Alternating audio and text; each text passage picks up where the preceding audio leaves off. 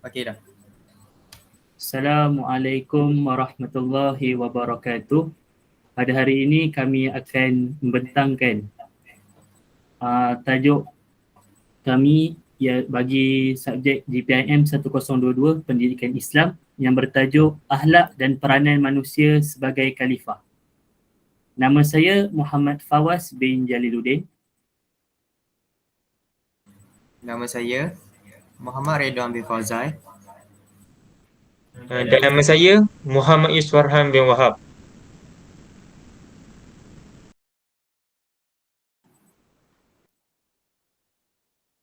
Dan nama pensyarah kami Puan Safinah binti Yaakob. Isi kandungan bagi pembentangan kami ini terbahagi kepada 3, iaitu konsep akhlak, isi keruntuhan akhlak dan cara pembinaan akhlak.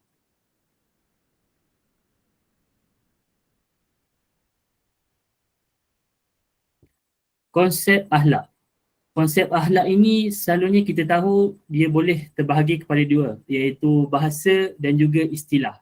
Dari segi bahasa, ianya bermaksud dan berasal daripada perkataan kuluk yang bererti perilaku, perangai ataupun tabiat. Yang kedua, istilah, iaitu sesuatu sifat yang tertanam dalam jiwa yang daripadanya timbul perbuatan dengan mudah tanpa memerlukan pertimbangan terlebih dahulu.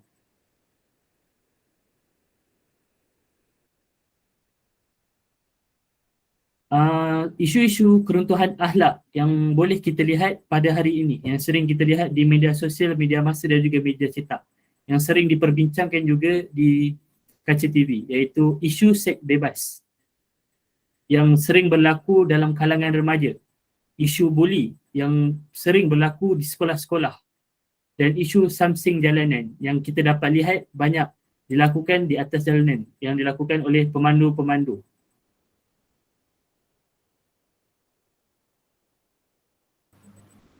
Yang pertama saya akan mengupas tentang isu seks bebas. Sebelum kita pergi lebih lanjut mengenai tajuk kita ini, izinkan saya menerangkan terlebih dahulu maksud seks bebas. Seks bebas secara umumnya perlakuan hubungan seksual di antara 2 insan yang berlainan jantina. Maksudnya di sini 2 insan antara lelaki dan perempuan. Ia juga turut dikenali sebagai seks rambang. Dalam Islam, hal ini merupakan tergolong dalam dosa besar, iaitu berkaitan dengan zina. Maksudnya di sini seks bebas ini tergolong dalam dosa besar, iaitu dia berkaitan dengan zina.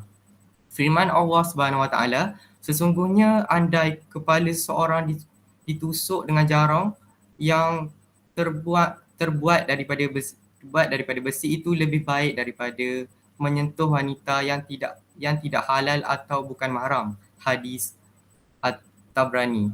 Dalam hadis di atas jelas melarang daripada lelaki dan perempuan bersentuhan antara dan perempuan yang bukan mahram bersentuhan antara satu sama lain, dan menyatakan cucuk jarum panas melalui kepala lebih baik daripada mereka bersentuhan antara lelaki dan perempuan yang bukan mahram. Seterusnya,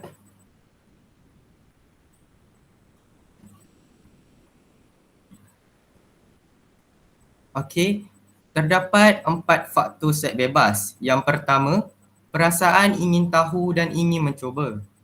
Yang kedua, penyalahgunaan dadah. Yang ketiga, kurang pemantauan daripada ibu bapa. Dan yang terakhir, tekanan perasaan. Saya pergi satu persatu. Yang pertama, saya pergi kepada perasaan ingin tahu dan ingin mencuba.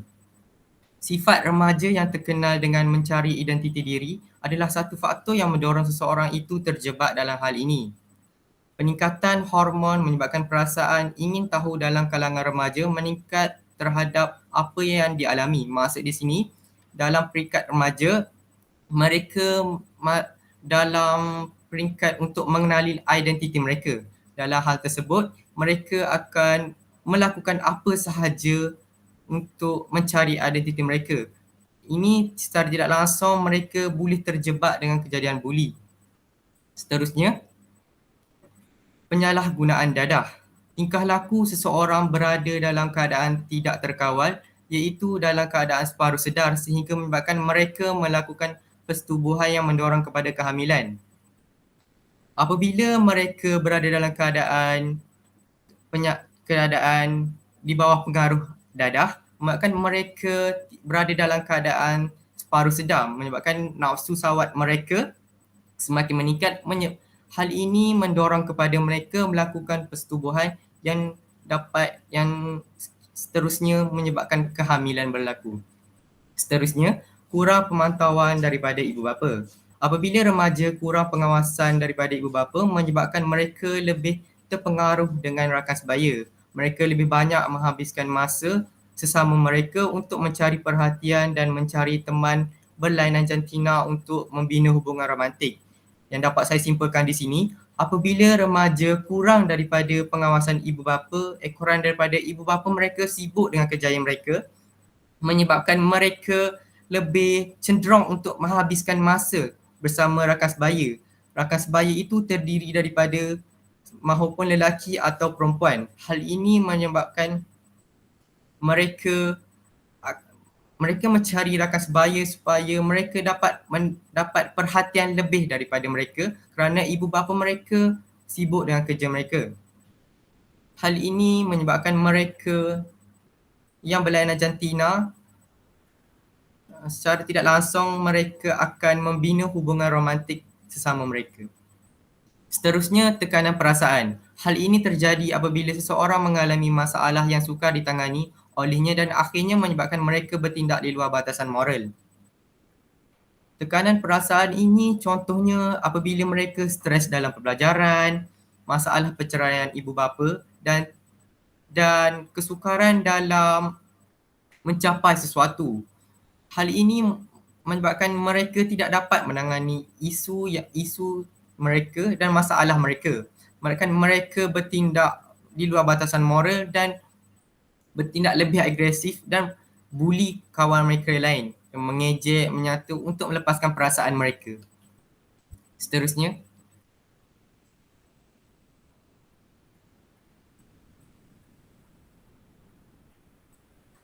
Seterusnya, implikasi seks bebas. Terdapat 4 implikasi seks bebas. Implikasi di sini bermaksud kesan seks bebas. Yang pertama, kesan pembuangan bayi semakin meningkat. Yang kedua, peningkatan kehamilan remaja bawah umur. Yang ketiga, gangguan emosi. Dan yang terakhir, menjejaskan institusi kekeluargaan. Saya akan mengupas terlebih dahulu kes pembuangan bayi semakin meningkat. Ada pasangan yang tidak mahu melakukan perguguran bayi, sebaliknya mengambil keputusan untuk meneruskan sahaja kehamilan sehingga ke kemuncak kelahiran. Kemudian mereka bertindak membuang bayi tersebut kerana tidak mampu menjaganya. Dan dapat saya simpulkan di sini, segelintir pasangan mengambil keputusan untuk tidak mahu melakukan perguguran selepas melakukan seks bebas. Hal ini menyebabkan mereka bagi golongan perempuan mengalami peratus kehamilan tinggi dan sehingga sampai ke kemuncak kelahiran. Apabila sampai ke kemuncak kelahiran, mereka ingin melepaskan tanggungjawab mereka dan tidak mampu menjaga anak mereka dan mengambil keputusan untuk membuang bayi contohnya di masjid, sekolah dan tepi jalan. Seterusnya, peningkatan kehamilan remaja bawah umur. Pertubuhan Kesihatan Sedunia WHO mengklasifikasikan kehamilan yang berlaku melibatkan individu yang berusia 10 hingga 19 tahun. Hal ini menyebabkan mereka terdedah kepada perkara yang berbahaya seperti penyakit jangkitan seksual iaitu syphilis, AIDS, infeksi, chlamydia, penyakit kelamin serta kematian seandainya tidak dikendalikan dengan optimum. Maksudnya di sini, peningkatan kehamilan remaja bawah umur dalam kalangan 10 hingga 19 tahun. Ini merupakan umur mereka dalam keadaan tidak matang, menyebabkan mereka mengalami pelbagai jenis penyakit. Salah satu pada penyakitnya adalah penyakit kelamin dan penyakit yang paling berbahaya adalah penyakit AIDS, dan sekiranya serius, mereka boleh berhadapan dengan isu kematian. Ini kerana mereka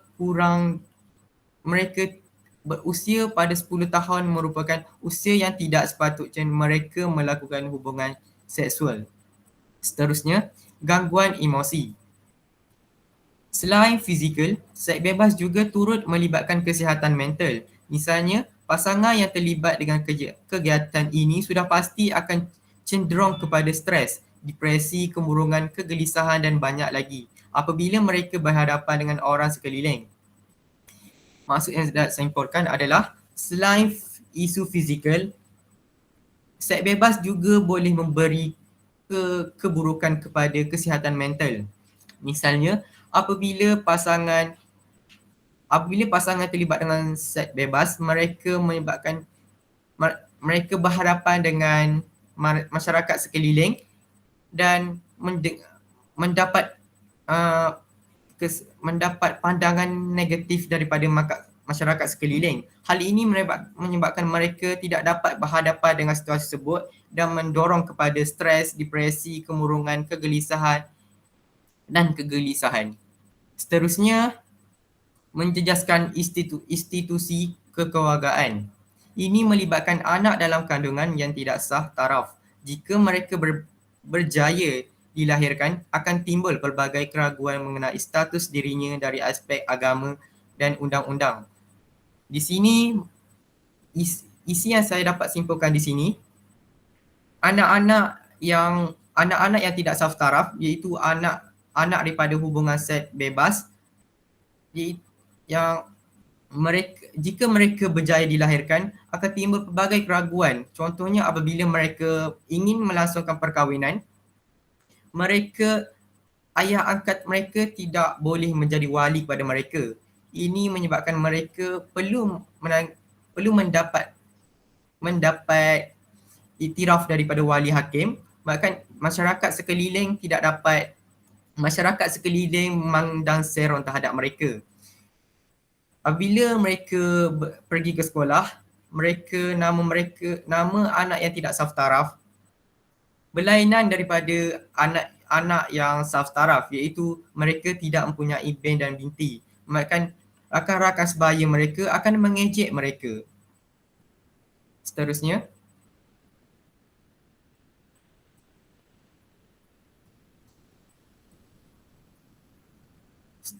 isu buli.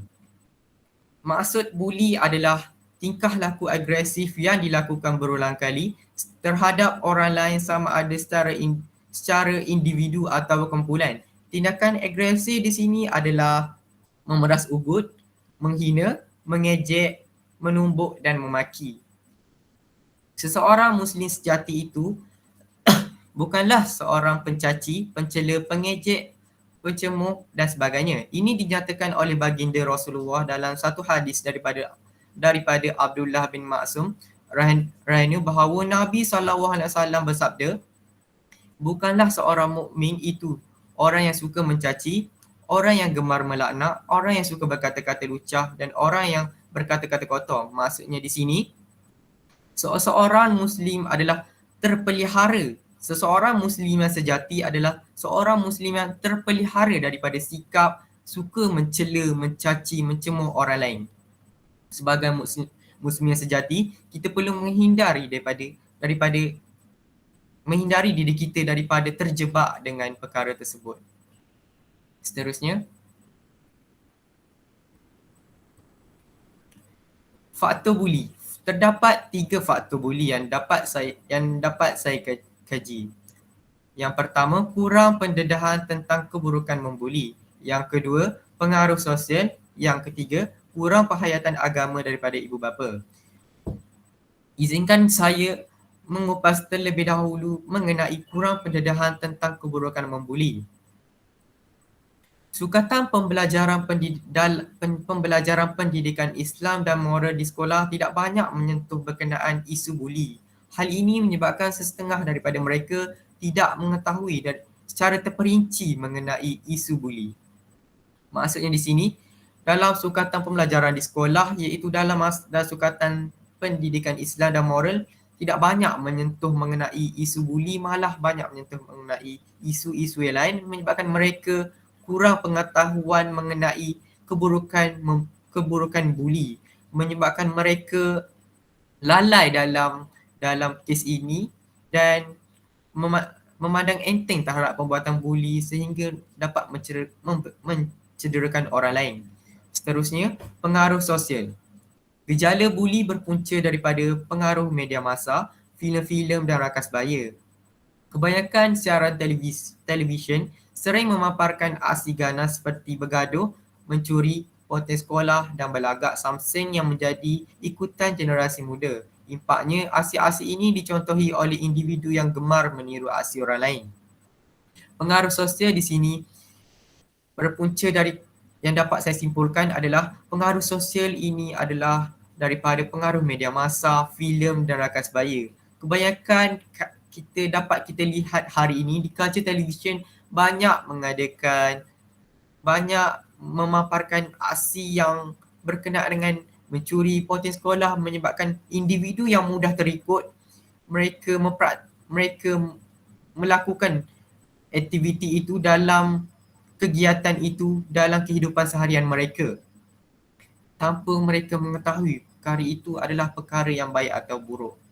Seterusnya, kurang penghayatan agama daripada ibu bapa. Ibu bapa selalu sibuk dengan kerjanya dan bersikap materialistik telah mengabaikan tanggungjawab terhadap anak-anak mereka. Hal ini menyebabkan anak-anak cenderung kepada masalah kefahaman mengenai konsep dosa dan pahala. Seterusnya, mereka berasa lebih bebas untuk melakukan aksi yang tidak bermoral. Salah satunya, membuli rakan-rakan mereka yang kelihatan pasif. Ibu bapa hari ini selalu sibuk dengan kerjaya mereka dan selalu sibuk dengan mengejar duniawi, menyebabkan mereka bersikap realistik, mengabaikan tanggungjawab mereka terhadap anak-anak mereka. Anak-anak mereka berasa lebih tersisih dan kurang kefahaman mengenai konsep dosa pahala. Hal ini menyebabkan anak-anak mereka berasa lebih bebas untuk melakukan pelbagai aksi yang tidak bermoral. Salah satu daripada aksi yang tidak bermoral yang kita dapat ketengahkan adalah berkenaan isu buli. Mereka selalu membuli rakan mereka yang kelihatan pasif. Pasif di sini menunjukkan kepada rakan mereka yang kurang aktif atau yang lemah. Seterusnya,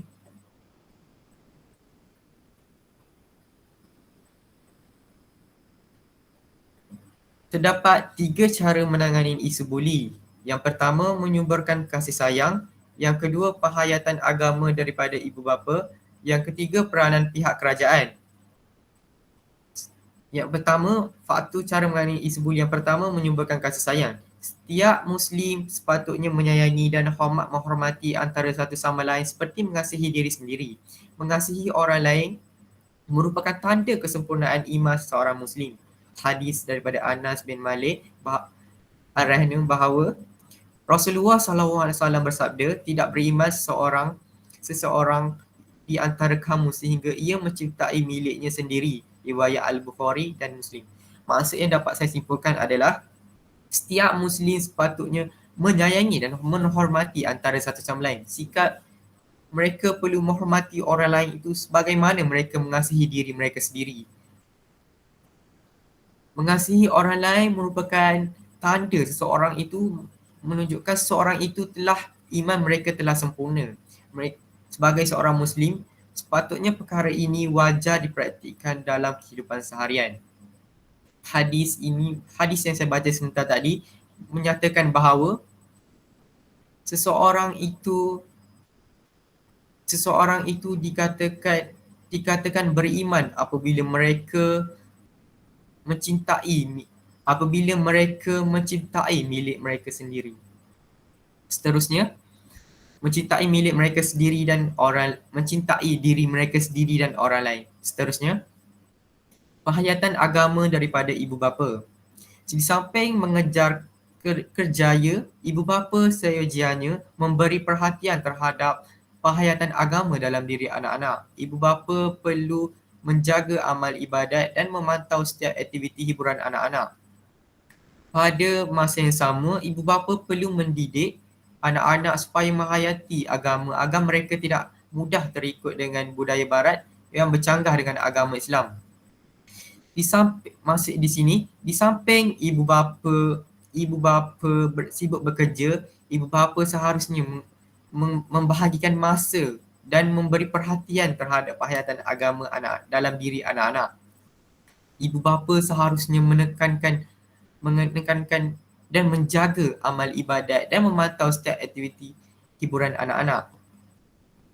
Ibu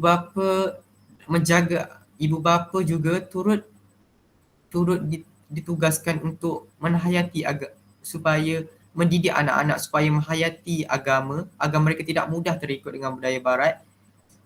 Di samping itu, ibu bapa bolehlah menyuruh anak mereka untuk membaca Al-Quran, mengaji, berzikir dan tidak meninggalkan solat 5 waktu.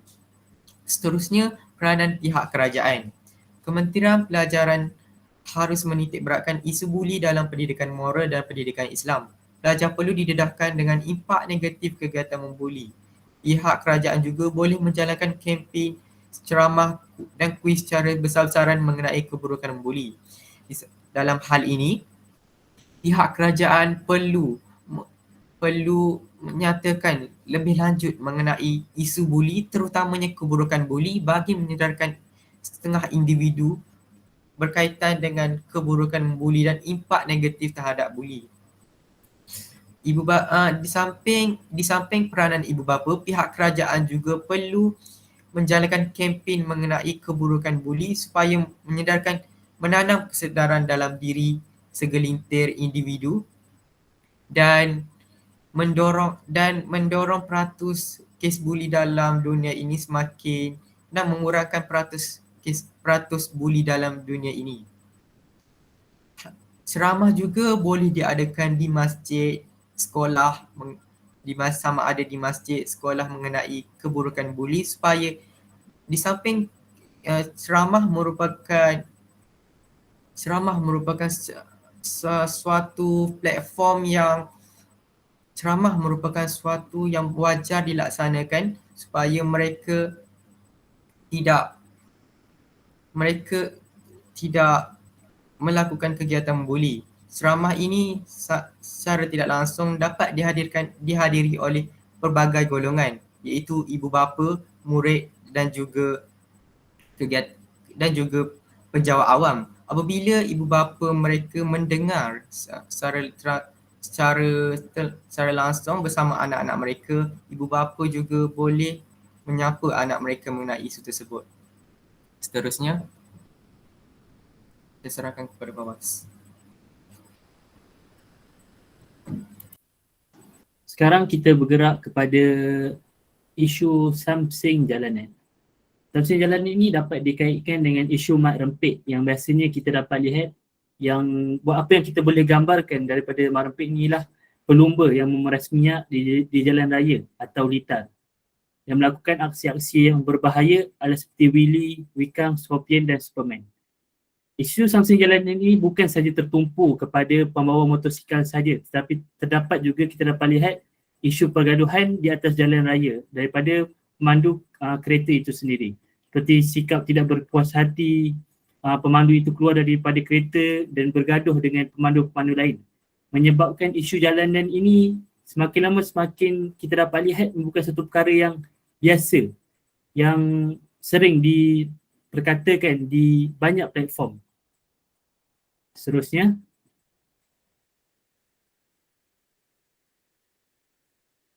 faktor samsing jalanan. Antara faktor yang boleh saya ambil ialah faktor pengaruh rakan sebaya. Seperti yang kita tahu, pelajar-pelajar pada hari ini mempunyai ramai rakan. Mereka mempunyai kenalan yang agak sedikit, iaitu terutamanya kita boleh simpulkan di sekolah itu sendiri. Mereka banyak menghabiskan masa bersama orang yang sama. Jika pemilihan rakan sebaya mereka itu buruk, maka mereka akan berasa ingin mencuba setiap perkara yang dilakukan oleh mereka. Mereka akan beranggapan bahawa jika mereka tidak melakukan perkara yang dilakukan oleh rakan sebaya mereka itu sendiri, menyebabkan diri mereka ini terasing daripada mereka. Oleh itu mereka akan timbul satu perasaan ingin mencuba dan ingin mengikut serta rakan-rakan mereka dalam melakukan apa-apa juga perkara. Begitu juga untuk samsing jalanan ini. Yang kedua, apa yang saya boleh katakan ialah kurangnya perhatian ibu bapa. Seperti yang kita tahu, ibu bapa merupakan seorang insan yang sangat penting kepada pembangunan seseorang remaja itu. Tanpa ibu bapa yang memberikan perhatian kepada anak-anak mereka ini, menyebabkan diri mereka ini terasing daripada kasih sayang seorang ibu bapa. Oleh itu, mereka akan melakukan perkara di luar jangkaan tanpa pandangan ataupun nasihat yang diberikan oleh ibu bapa mereka tentang kebaikan dan keburukan yang dilakukan oleh mereka. Selepas mereka melakukan perkara itu, mulalah timbul ibu bapa mereka yang memberikan perhatian, tetapi perkara itu sudah lambat kerana mereka telah melakukan tindakan itu tersebut. Yang ketiga ialah pengaruh media sosial. Seperti yang kita lihat pada hari ini, media sosial pada hari ini memaparkan banyak perkara-perkara yang ganas dan tidak sesuai bagi tatapan orang umum, terutamanya remaja. Sedang kita dapat lihat movie-movie dan kisah cerita-cerita di pawagam seperti KL Gangster, Evolusi KL Drift yang menggunakan yang menggunakan konsep samsing ataupun gangsterism dalam movie mereka, menyebabkan orang-orang yang melihat ini, terutamanya remaja ini, ingin mencuba. Mereka berasa bahawa tindakan ataupun lakonan yang dilakukan oleh pelakon-pelakon itu sangat gempak dan jadi menarik. Jadi mereka pun mengambil, memproses segala apa yang dilihat oleh mata mereka itu ke dalam kehidupan mereka. Menyebabkan faktor samsing jalanan ini tidak asing lagi.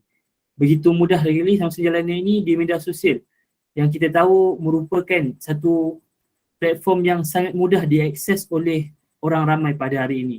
Hanya di hujung jari, menyebabkan mereka ini terdedah dengan lebih luas dan sangat mudah. Dan itulah faktor yang ketiga, iaitu pengaruh media sosial.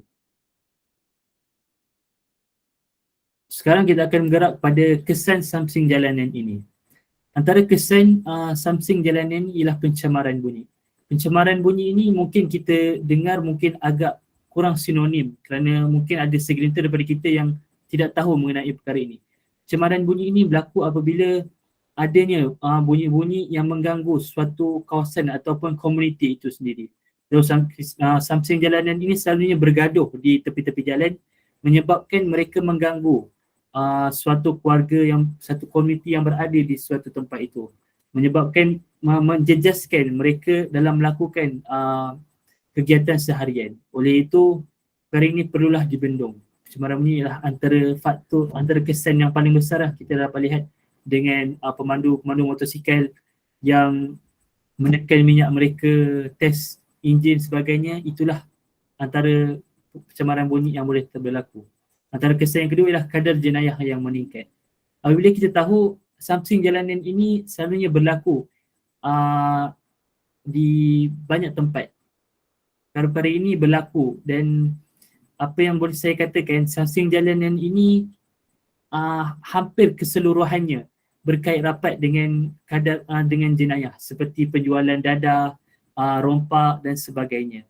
Oleh itu, dengan timbulnya sikap samsing jalanan ini dalam diri remaja ataupun individu itu sendiri, secara tidak langsung kadar jenayah di negara kita ini akan meningkat, menyebabkan keamanan dalam sebuah masyarakat ataupun komuniti itu tidak terjamin.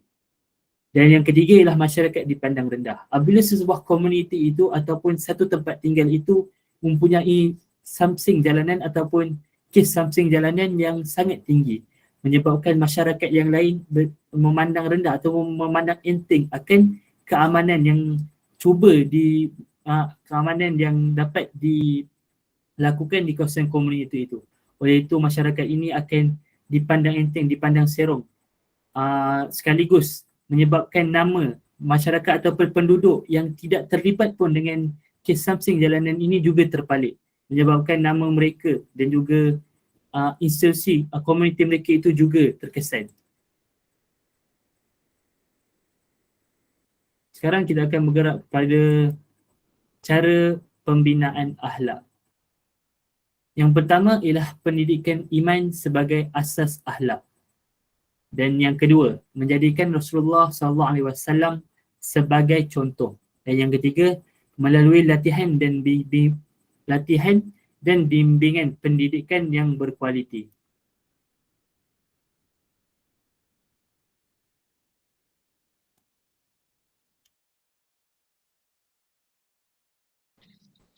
Okey. Pendidikan iman sebagai asas akhlak. Okey.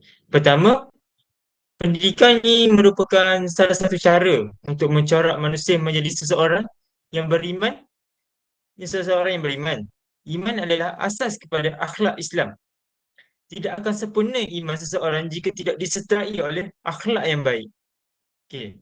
Contohnya, dengan melaksanakan segala perintah Allah Subhanahu Wa Taala yang berupa ibadah, kerana kesemua perintah Allah tersebut bertujuan untuk membersihkan diri dan menyuburkan jiwa manusia dengan sifat-sifat terpuji. Lantaran itu, setiap ayat Al-Quran menyeru manusia berbuat baik dan mencegah manusia daripada melakukan perbuatan yang mungkar. Biasanya didahului dengan panggilan wahai orang-orang yang beriman. Kemudian barulah diikuti dengan perintah atau larangan. Iman yang teguh tetap memerlukan akhlak yang teguh. Jika berlaku kemerosotan akhlak di kalangan manusia, kuncinya adalah kelemahan iman dan takluk kepada kefasikan atau kejahatan yang dilakukan oleh seseorang. Pendidikan iman bolehlah disimpulkan sebagai suatu pemulihan tenaga keimanan seseorang supaya dapat mempertahankan diri daripada segala kerendahan dan keburukan, serta iman turut mendorong seseorang itu ke arah kemuliaan. Okey, seterusnya.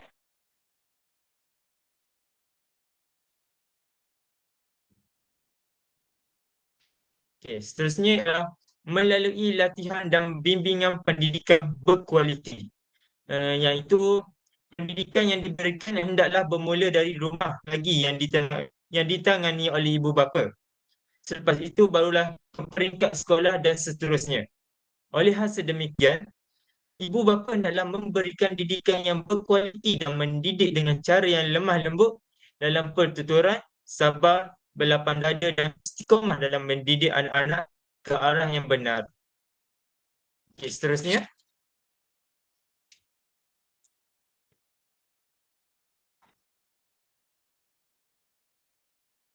Okey, seterusnya adalah menjadikan Rasulullah SAW sebagai contoh. Rasulullah adalah contoh teladan dan ikutan yang paling tepat bagi semua peringkat kehidupan.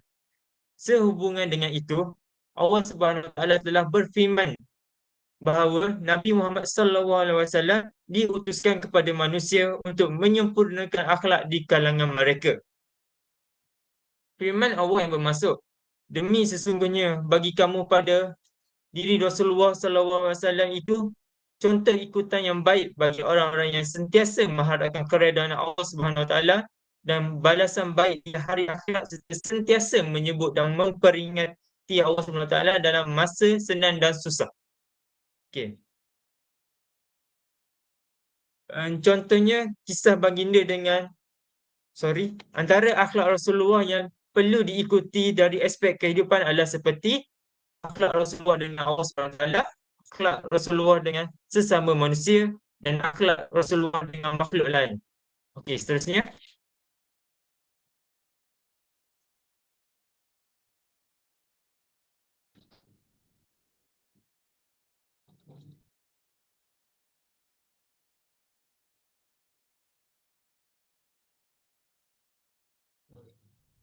Okey. Akhlak Rasulullah dengan Allah SWT, iaitu mengabdikan diri setiap detik dan masa kepada Allah SWT dengan penuh kepatuhan, ketaatan, kecintaan dan kesyukuran yang tidak berbelah bagi terhadap Allah SWT. Seterusnya adalah melaksanakan kewajipan yang wajib atau difardukan serta amalan-amalan sunat seperti bangun malam, berzikir, istighfar, tahmid dan sebagainya. Okey, seterusnya.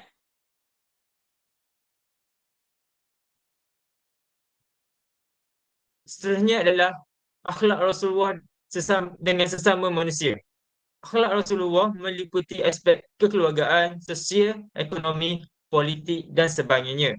Dari aspek kekeluargaan, Rasulullah SAW berjaya mewujudkan suasana yang harmoni. Rasulullah merupakan seorang yang bertanggungjawab, sentiasa memberi kasih sayang, berlemah lembut dan bertolak ansur terhadap semua ahli keluarganya. Rasulullah juga selalu berbincang dengan para sahabat dan menghargai pandangan yang diberikan oleh mereka. Begitu juga akhlak dan sikap Rasulullah SAW terhadap orang bukan Islam, iaitu menghormati mereka, bersopan santun dan memberi haknya kepada mereka, terutama dari segi kejiranan. Contohnya, kisah baginda dengan seorang wanita Yahudi, iaitu jirannya, yang akhirnya wanita Yahudi tersebut telah memeluk Islam atas keprihatinan, kesabaran dan kemuliaan akhlak yang ditonjolkan oleh Rasulullah SAW. Okey, seterusnya.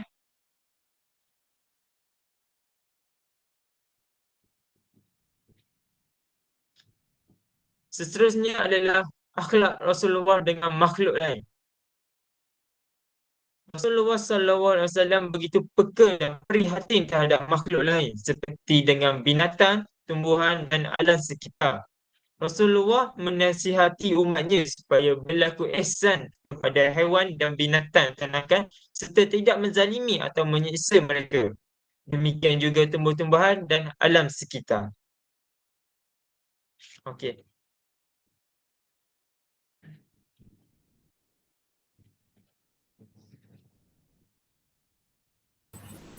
Harapan kami agar maklumat yang dibentangkan oleh kami memberi kemaslahatan kepada semua, terutamanya pelajar-pelajar dan pensyarah IPG Kampus Tengku Ampuan Afzal. Kami juga berharap agar segala isi maklumat yang kami bentangkan adalah relevan dengan kehendak tugasan. Di kesempatan ini, kami menyusun 10 jari sekiranya terdapat isu yang sensitif di mana dapat menyinggung perasaan segelintir individu. Yang lemah datang daripada kami sendiri, yang kurang datang daripada Allah Subhanahu Wa Taala. Sekian, terima kasih. Terima kasih. Sekian, terima kasih daripada kami.